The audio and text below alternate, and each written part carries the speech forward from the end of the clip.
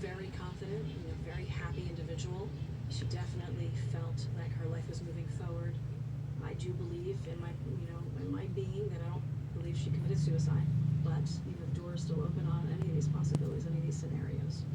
If you didn't have any of these sightings, would you be thinking something different? Possibly.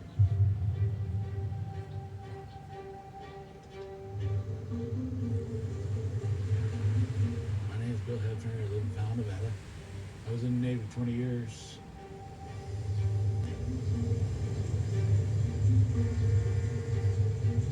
I was on the USS Chandler. My ship pulled into Curacao. I think we were just there for an overnight. When I went out that night, I was a long ways from the harbor.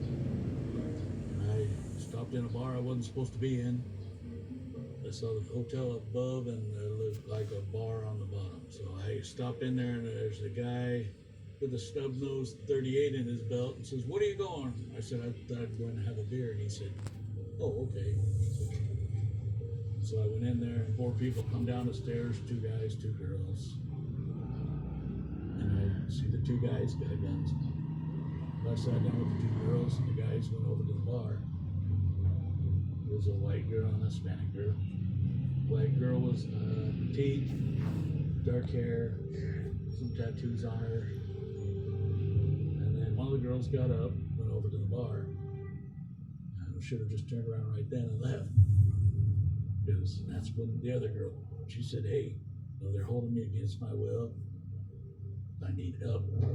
She says, "I owe them $200 and I can't get my freedom."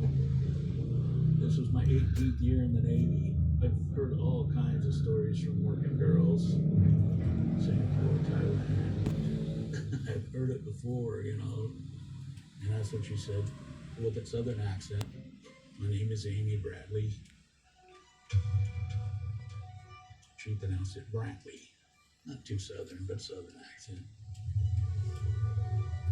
And then she told me she got off that ship and she left on her own because she was going to store drugs.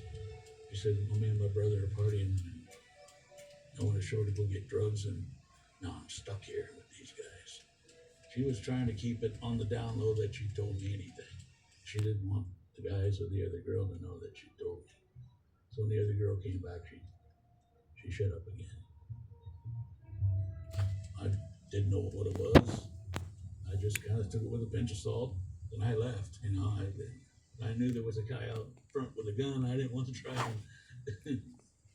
and cause no trouble. It wasn't until like 2001. It was 3 or 4 years before I even got reminded of it and said, "Whoa,